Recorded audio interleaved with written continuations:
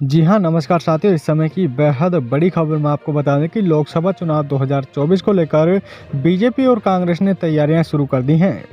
जहां पर बीजेपी नीति एनडीए और कांग्रेस के साथ वाले आईएनडीआईए के गठबंधन ने मुख्य रूप से जो मुकाबला है, और कह सकते हैं कि इसी बीच 2024 के आम चुनाव के लिए ओपिनियन पोल के नतीजे आए हैं। जहां पर सी वोटर के ओपिनियन पोल सर्वे में बीजेपी के लिए दक्षिणी भारत जो बड़ी चुनौती बनती यानी कि बड़ी चुनौती बनता दिख रहा है।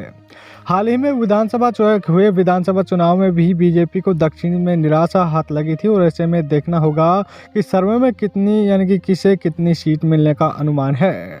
आपको बता दें कि सर्वे में बीजेपी राजस्थान, मध्य प्रदेश, छत्तीसगढ़ और कर्नाटक में जबरदस्त प्रदर्शन करती नजर आ रही है, और इसी तरह कर्नाटक, तेलंगाना, छत्तीसगढ़ और मध्य प्रदेश और साथ ही में राजस्थान के ओपिनियन पोल सी वोटर से सर्वे के हिसाब से बीजेपी कुल 110 सीटों में से 82 से 90 92 सीटों पर जीतती नजर आ रही है। वहीं कांग्रेस के खाते में 13 से 23 और अन्य के खाता में 4 से 6 सीटें मिलने का अनुमान है। आपको बता दें कि सर्वे के अनुसार तेलंगाना में कांग्रेस लोकसभा चुनाव में भारी पड़ती दिख रही है, और वहीं कर्नाटक में बीजेपी और कांग्रेस पर भारी पड़ती दिख रही है।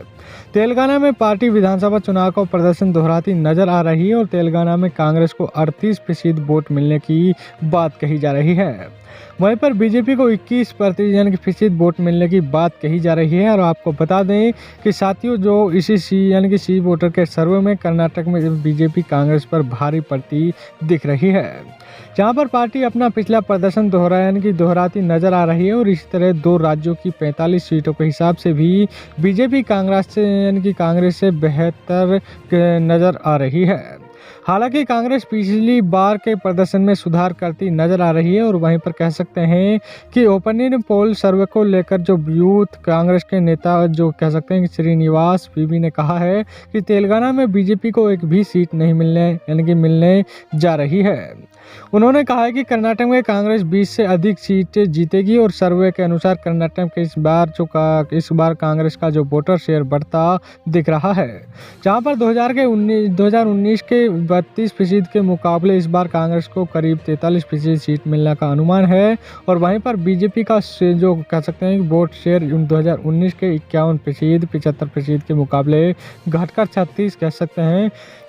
36% रहने की बात सामने आई है। वहीं पर छत्तीसगढ़ में बीजेपी विधानसभा चुनाव का प्रदर्शन दोहरा सकती है, और इसी सर्वे में बीजेपी को 9 से 11 सीट मिलने का अनुमान है। वहीं पर छत्तीसगढ़ में बीजेपी को 55% वोटर मिलने का अनुमान है।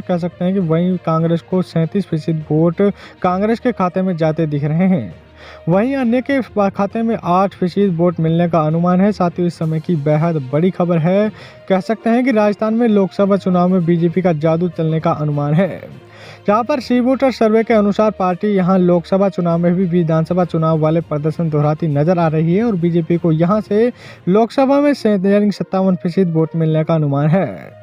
वहीं पर कांग्रेस को 34% वोट मिलने की बात कही जा रही है, और ऐसे में दोनों दलों के बीच वोट प्रतिशत में बड़ा अंतर है। और साथ ही में अगर यह सर्वे सही हुआ तो राजस्थान में भी बीजेपी की स्ट्राइक रेट 100 की हो जाएगी।